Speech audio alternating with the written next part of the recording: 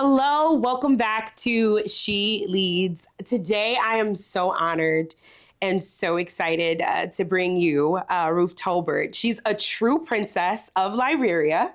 I love that. She's my best friend and has a beautiful royal heritage that I'm so excited to talk about. Her journey really shows us about identity. It talks about our legacy and like what a story to get here. So I'm excited to show the world about you. You're also one of my hidden gems, so welcome. Well, that's good to know. So my first question to you is like, as a princess of Liberia and a Tolbert, how has your heritage influenced your leadership journey? Isn't that, I know that's a big question. That is a very good question. Okay. So my heritage has taught me that leadership is both a privilege and a responsibility. Oh, wow. Yeah. As a Tolbert, carrying the legacy of our Royal Liberia and the Tolbert history, Yeah. it has given me a sense of identity Yep. as well as accountability. That makes sense. It has shown me that leadership is not about status, but it's about serving others. It's about service. Yeah. It's about preserving your identity while carrying vision to others. Yeah.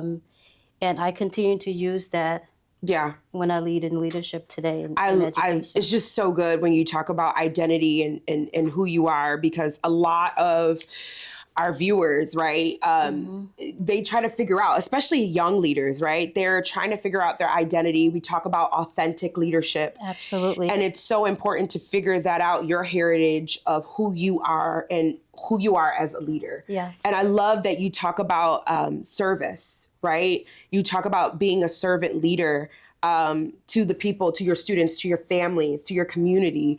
And that's so important in leadership because it's not about us, it's about them. That's right. And that was just so brilliant. That stuck with me. So the second question, what inspired your transition, right, from the classroom into the role of being an assistant principal? So I was in the classroom for 6 years. You were the airplane. 6 years. That's 6 years. That's not bad. Flying into first. That was her theme, guys. We were the first grade flyers. That was her theme. Flying into first grade. I love that. They love that. And then second grade, we were the second grade rock stars. So that's so cool. You know, I love being in the classroom. Yeah, yeah. My experience in the classroom truly helped me to view education and the power of being a leader as a way to transform young minds. Absolutely. Right? So being in the classroom and the impact that I had on my students, I didn't want that impact to just remain there. Yeah. I wanted it to extend to the teachers that serve our students and the system that supports them, right? So being in the principal seat, that affords me the ability to be able to extend my impact and the support that the same thing I was giving my students in the classroom that they were benefiting from. Now I'm able to support other teachers and other classroom to make sure that we are supporting our students and giving them what they need, because as a servant leader, that is indeed why we're there. Absolutely. It reminds me of my church motto, we build people that build people. Yeah. And that is exactly what we're doing as leaders in school. Absolutely. As we build our teachers, they're also building our future leaders. Right. You know what resonated with me is the fact that you were a leader before you got a leadership title. And what is so inspiring, and I want the women that are trying to build a legacy in educational leadership, what I want you to take away from that statement was, you can be a leader in your classroom, right? You can be authentic to who you are. You could be creative, but also know somebody is watching you, right? Somebody is watching how you're servicing your students, your parents, and your communities. And then as you move up, it shifts a little bit. And that's okay. But knowing that leadership is not just a title, but it's a behavior, that is just so profound. Absolutely. That's profound. I mean, okay, so here's my third question to you. Okay, you're like, oh my gosh, I love this. What were the biggest challenges you faced on the path to leadership, and how did you overcome them? We face challenges every day. Every day. You know, and transition is always challenging. But one of the biggest challenges that I faced was doubt, both internally and externally. Yeah. As a woman of color, I felt that at times I had to constantly prove that my leadership or being in this position that I'm in was based on skills. Yeah. As well as the work that I put in. Yeah. Some of the things that I did to overcome those challenges was I went back to school and I got working towards my leadership certification through the U of R. That's Warner, amazing. Yeah. working with mentors and also staying grounded to my purpose and the reason that I began this work in the first place, which is to serve children. Yeah. That's so good. And, you know, we talk a lot on this channel about, you know, self-doubt and how that can get in our way of being a leader, right? You're always going to have somebody that's doubting you, but do you truly believe in yourself and do you know your purpose? And I think it's so important for women who are in leadership and women that aspire to be in leadership to say, that positive self-talk is so important and not feeling like you have to prove, but feeling like, hey, I'm walking in my purpose regardless. Right. My work is going to be good regardless. It's not about you. It's about the students and the families and the community that I serve. And I want to inspire, you know, future leaders, future women leaders, women that are leaders now, that you can always go back to what is your purpose. You can always go back to, you know, how do I show up as the future me? We talk about sometimes you have to show up and be the future you. Right. I'm in heels now. Yes. Because it matters how I show up and how I view myself and how our students view us. And that is why self-identity is so important. Knowing who you are and whose you are. Yeah. Having those solid foundation, you could walk into any room and just be yourself. So good. Yeah. In what ways do your classroom experiences still guide your leadership decisions? Well, once you're a teacher, you're always a teacher. That's a fact. So that's just never go away. And never, yeah. So a lot of the decisions that I make are through the lens of a teacher. And what is best practice for children? Yeah. You know, those experiences never go away. Absolutely. So the decision that I make, being in a classroom and managing a classroom, the demand of being able to balance curriculum, the needs of the students, and making students feel seen, known, and heard. Absolutely. And still being able to provide them what they need to be able to excel. Those things just never go away. Never, right. So yeah, I love that you said that. That is what guides me. Yeah, it's so funny because I think, you know, the purpose of She Leads is to talk about mentorship and to give advice.